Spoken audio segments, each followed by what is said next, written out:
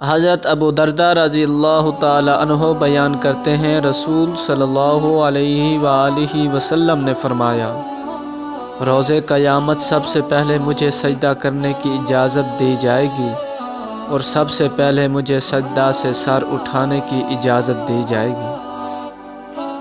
پس میں اپنے سامنے دیکھوں گا تو تمام امتوں میں سے اپنی امت پہچان لوں گا، اور اسی طرح اپنے پیچھے، اسی طرح اپنے دائیں اور اسی طرح اپنے بائیں طرف۔ تو کسی شخص نے عرض کیا، اللہ کے رسول، آپ تمام امتوں میں سے اپنی امت کو کیسے پہچانیں گے؟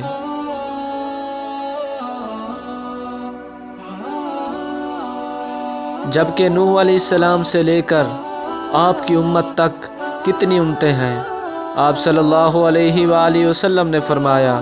وضو کے نشانات کی وجہ سے ان کے ہاتھ، پاؤں اور پیشانی چمکتی ہوگی، ان کے علاوہ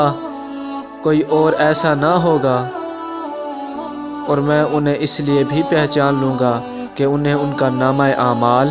دائیں ہاتھ میں دیا جائے گا، اور میں انہیں پہچان ایک اور علامت سے بھی لوں گا